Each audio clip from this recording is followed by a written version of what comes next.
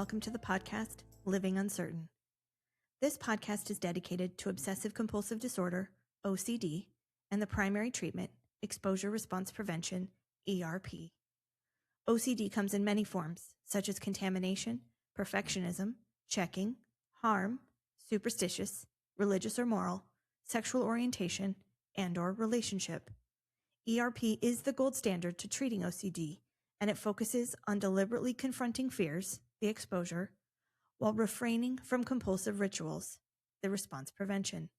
With repeated exposures and without engaging in compulsions, we learn to tolerate anxiety and break the cycle of intrusive thoughts. We are a married couple that have faced both the challenges of OCD and the incredible healing that ERP can provide to your marriage, family, and your home. As a person who lives with OCD, I am much more than this diagnosis. We all can be. Hi, y'all. It's Stacey, and along with my husband, Mark, we want to thank you for living uncertain with us yet again. Of course, as you all know, this is the podcast that addresses all things OCD and ERP, and welcome to this next episode. I believe it's episode 27. Wow. Thank y'all so much for listening and tuning in each week and really helping us and helping others out there become so ingrained and a part of this OCD community, because it is so important that we keep the conversation going. We keep the discussion happening around OCD and what it can mean for an individual and a family, and especially what happens when therapy is helpful and when ERP takes place. So just, thank y'all for listening. We really appreciate it.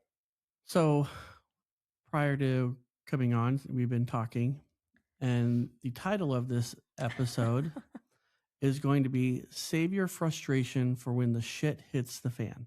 Ooh, wow. Okay. So. Well, okay. So I would imagine we're going to give it that title because as we talk more about OCD and its impact on our family in particular, as many of you listening to us know by now, we have 2 teenage children, and shout out to all of the parents this last weekend or this week who have moved a freshman into a dorm. So shout out to our son who starts his first semester of Arizona State University here. And we moved him into the dorm, and he's our oldest. And so we know we're not the only parents out there who are experiencing a little bit of grief, a little bit of loss there, a little bit of frustration perhaps on other ways, but just a really exciting feeling for what our son is going to go out there and accomplish. And we hope that he does so much, and he's got big plans, and we'll be there behind him to help support those plans coming to fruition. And we want so much for him, but yeah, shout out to all those parents moving kids into the dorms. It is back to school time for college campuses, especially here where we are in Arizona. It's not easy. I know here in the United States, you do 4 years of high school. And, as parents, you try to get them through high school. And this is where, Stacey and I are Gen Xers. And we're raising Gen Z. Some Gen Zs. Oh, no, 2 Gen Zs. Yep, solidly Gen Z. It's very different in the generational sense. And both Stacey and I were raised by boomers. And so, we come at things a little bit, different. But one of the things that we have been struggling with, and this is why, the title of the episode, Save Your Frustrations Till the Shit Hits the Fan. We are a little bit more frustrated, at least I am, with our son, and he's out there living his best life and doing whatever he wants because he hasn't had that experience to just not have any rules or restrictions or people watching him per se. And so once again, although this is a podcast generally dedicated to OCD and ERP. Oh, I'm going to circle around to that. We're digressing just a little bit because big things have happened and continue to happen in our life, and OCD always kind of hangs in the umbrella of it all. Yeah. And so there are things to address that are what our family is still going through in terms of my own OCD and what that means and what that has meant for our son, Miles, who is going to college now, and how I've had to go through certain exposures to help allow him to have a very typical college experience. And it hasn't been easy. And the weight of my own OCD has been heavy on me again recently. And it's not fun. And after feeling like that weight has been a little lighter in recent months, and especially the last year, to feel that weight getting heavier again, I'm having to find myself circling around to really committing to that idea of exhaustion again, committing to the idea of the exposures, and really interrupting the cycle of compulsions so that I don't fall into that same trap. So we have talked a lot about your treatment, your toolbox that you have gained going through your ERP, and I know what's in your toolbox, a lot of it, and we work on that together. And this has not been easy. Like last night, he was out all night long, not at the dorm that he is supposed to be at, and that was frustrating this morning for both of us. And your OCD ticked up a little bit. My frustration was up. Like a simple text, hey, I'm not going to be home tonight. And so when your frustration hit my OCD, boy, fun around our household. So one of the things that kind of hit me when we were talking before the episode, like you've told me, like, I wish you would change some of my behaviors in a positive way, per se, like around Miles and how I interact with him and my frustration and all of that type of thing. And you've turned your OCD into a positive, and you've worked through the skills that you've been given. We're working on it. We're still working on it, but yes, I mean, for the most part. But when we were talking at near the end before we came on, it hit me. You have the skills. You've been given the skills to fight your OCD. Oh, got it. And you want me to change. But I don't necessarily have the skills. I've been given the skills or the toolbox to change. Is your toolbox empty? And this part, it is empty to help address the things that are frustrating you with me. Because all of our therapy has been, or at least to say 98.9% of it, has been revolved around your OCD. Now we're to a different point in your OCD journey. And, like we were talking about with Miles in particular, like the first 3 years of his high school career, you were dealing with the business, your OCD, and you weren't present. So I was the one that I felt like. That's fair. No, that's having to make sure that he was getting good grades, wasn't failing his classes, continuing to earn his credits, so on and so forth. As a high school principal myself, I know what the implications of not hitting those markers and what implications for him it would have been if he would have been a D student all the way across the board. His opportunity right now would not be laid out in front of him if he was a D student.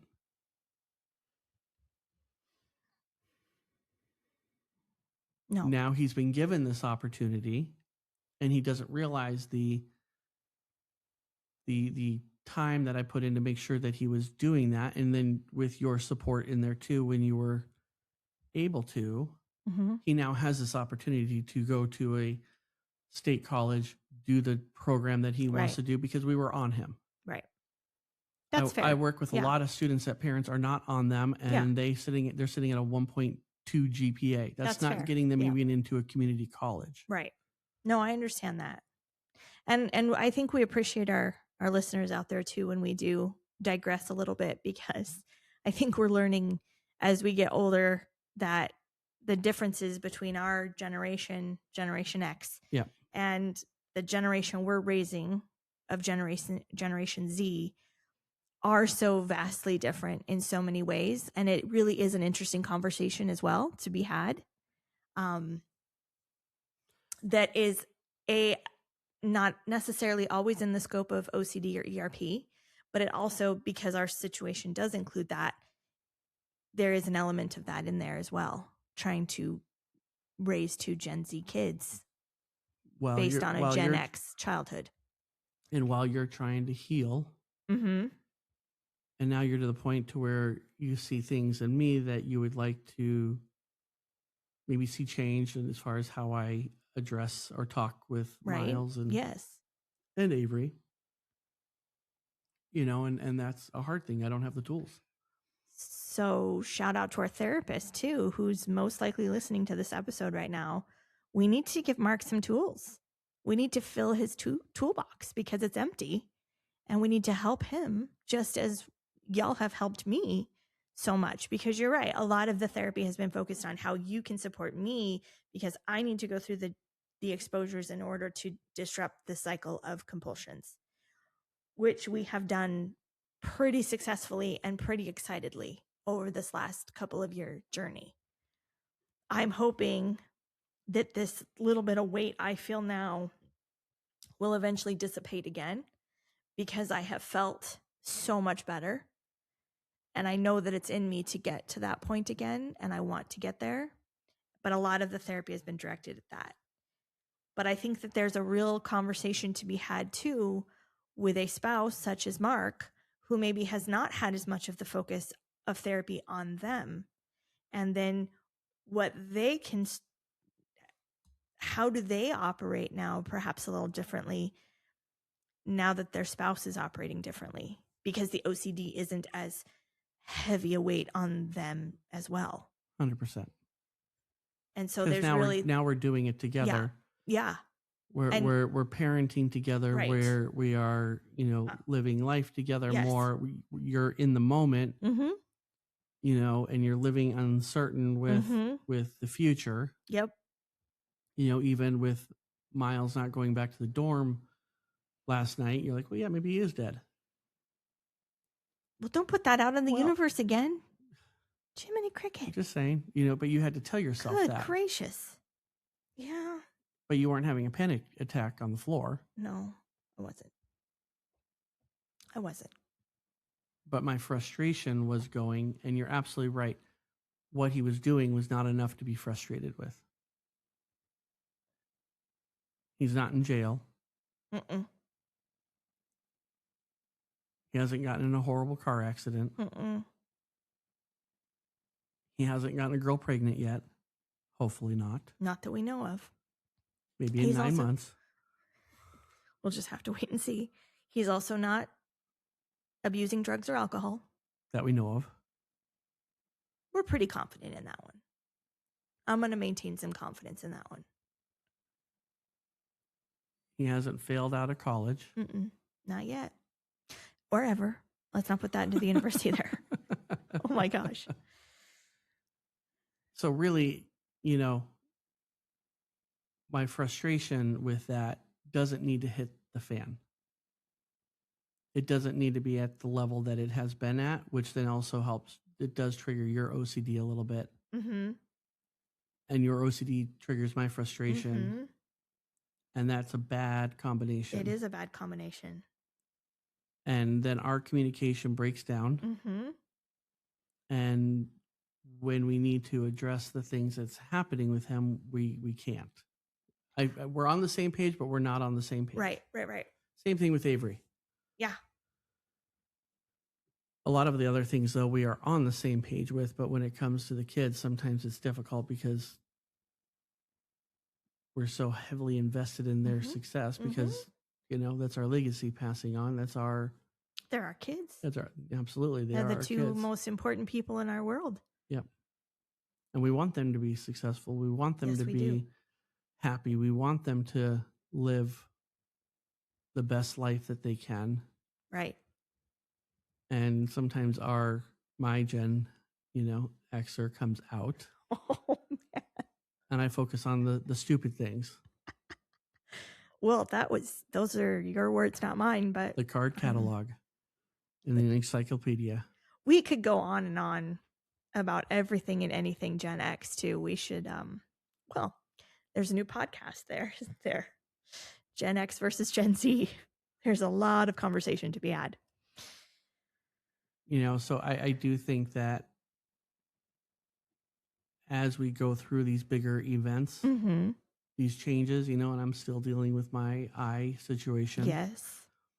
Hopefully in the next month or so that will be resolved, and that's bringing a little bit of frustration. Well, it's an extra stressor on the family. Yep. And anytime you bring extra stressors, no matter who it is in the family, with any typical family dynamic, the stressors just add to frustration and challenges. Then with our family dealing with obsessive compulsive disorder, on top of that, again, brings a whole nother layer, which is why we had to address it, tackle it, and we still have to keep an eye on it. We still have to keep monitoring it to make sure that it doesn't sneak back in. And at least now, you and I both are better able to recognize it, address it right then, and figure out the plan of action to try to not allow that to happen again. And I love what you said. Our communication breaks down, but just as we do in this podcast, we find a way to bring it back around, because as we have told our listeners before, the love and the trust that you and I have for one another outweighs everything. Yeah. And so we can always come back to that. We can always depend on that. And we are so blessed and so fortunate to have that. And that is what we want, and what we want to help others be able to get as well in this journey and in this conversation. One of the things that I have noticed is where my frustration is not helpful for your OCD, and we'll take, Miles, for example, is when you're unsure of something about him and you'll ask me for a check-in, and I'm frustrated with his behavior. I do not realize you're doing a check-in sometimes. A lot of times. No. I've gotten away with a lot the last couple of days. And they sneak, so our therapist will be happy too. I'm telling on myself right now. Yeah. And they do sneak in for you, but I also miss them. Yeah, they weren't sneaking in for me. They were, yeah. I was legitimately trying to check in with you, and you were legitimately letting me get away with it. Because my frustration was allowing that to cloud my mind. Correct. So, if you and your spouse, if you're working through the ERP with a spouse and your frustration is rising, just know that you might need to take a step back from whatever the situation is and think about, is this my frustration because of the OCD, my frustration because of the situation? And then making sure that you're not giving into that compulsion. That's hard. That's really hard. Yes. Because then you think I'm ignoring you too. Sometimes, like if I'm quiet, ugh. You think I'm ignoring you, and I'm not part of the conversation, seriously, and I'm not. Yeah, I know. Because my frustration is there. I do know I do that. I appreciate this perspective tonight, babe. I think this is good. This is an interesting take on some things for you and I like it. And I will say this, usually when we sit down and we start recording an episode is when I think you and I start to have some of these mini breakthroughs. We do. Because it brings a little bit more clarity. Yes. So along with clarity, along with trust, along with love, we should also bring grace back into the conversation, right? Like we've talked before about how OCD is an ongoing thing. I'm not going to wake up tomorrow and not have OCD. So if it feels a little heavier right now because we're going through some more bigger life changes, then it means we just have to both sometimes take a step back and allow ourselves to have that grace. Okay, maybe you didn't disrupt my cycle of compulsions by giving into my checking in and needs for reassurance, but you were frustrated as well. Yeah. So it's not always going to be a perfect system, and we can both step back and say, oh, oops, yep, got away from us a little bit, but here now we know how to get it back on track. Whereas before, and again, shout out to our therapist who's amazing. We didn't know. We didn't know what to do, but now we do. Yep. And it's the best. I feel our toolbox with your OCD is very full. It's very full. Now we need another toolbox. Yeah. And we need to start filling it up. And just know that toolbox started empty. Yes. And we added one tool at a time. And now that toolbox is really big. And it took more than just 2 sessions or 3 sessions or even 20 sessions to work through. Mm-hmm. I mean, the ERP was intensive there at the beginning, to where we were going to the store and buying a bunch of tools. Yeah. Maybe didn't know how to use them all, but we had a bunch of tools. But we put them in there. Yeah. Now we can go and pick from those tools that we have to help counteract that. But like I was saying earlier, mine is empty with some of the stuff that I need to work on, which then would help your OCD too. Mm-hmm. And that I know is going to be hard work too, because I'm pretty set in my ways. You know, being a principal too, you have to solve problems and fix things. And I know. Did we mention that you're pushing 50 and you're a Gen Xer? Oh yeah. I have that too. Mm-hmm. Oh yeah, we mentioned that already. Yeah, the midlife crisis thing that you said with the big tattoo on my arm. Yes. Yeah. That's right.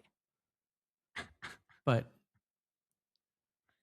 I know this too will pass with Miles in college. Yep. We'll navigate that as we go through it. It's not going to be easy. But it will get easier. Yeah. And he is now at an age and stage in life where he is supposed to be spreading his wings a little bit. He is supposed to be gaining a little bit of independence and navigating the world a little more on his own. And again, shout out to all your parents who did that this week along with us, because it is not an easy thing to do. Yeah. And we're gonna be there when he needs us. And that's our new role. We're adjusting to a new role of parenting as well. So we want to thank everybody for listening to this shorter episode. I know it was, filled with just different things that's happening with us, but that's what we like to do, though. We're always keeping it real and authentic for y'all, because this is an ongoing process and it's not always easy. And that's why we keep talking about things like grace and love and trust. And it's a big part of the journey. And down the road, as soon as I get more tools in my toolbox, because I know that's going to happen, put it out there in the world now. So it's going to have to happen. You put it out there to the very person who's going to help you fill it up. And me too. I'll be there. That. Oh, absolutely. This is something that we'll do together. Of course. It's not gonna, that's the one thing about our journey is we have been doing this together. Yes. You and I have always felt like we do everything together. And that's why I think we're, have a special relationship in that way too. I agree. Even early days, driving to work together, driving home together and all that stuff. It was definitely different than I think most. Yes. So. Well, again, we appreciate y'all listening. We appreciate you all living uncertain with us as we navigate living uncertain with a college freshman son and high school age daughter now. And if you want to come on the show, please reach out in the link. There'll be links in the episode description. They can just click on one and it'll bring you to a fill form and fill it out. And we'd love to have you on and share a little bit of your story, a lot of your story. Could be just one person, could be, you and your spouse. It could be. We'd love to offer support and help and more than anything, just offer a place to feel safe to express your story. Yep. 100%. Thank you for living uncertain. Thank y'all. Till next time. Thank you for joining us on today's episode and living uncertain with us. We are not therapists, and this podcast is intended to provide information and support. It should not replace traditional means of seeking help from a licensed mental health professional. If you like this episode or would like to hear more, please like, subscribe, or share with someone you think may benefit. Here at Living Uncertain, we're building a community of support. If you and your significant other would like to share your story, we would love to have you on the podcast. Please click on the link in the episode description and fill out the interest form.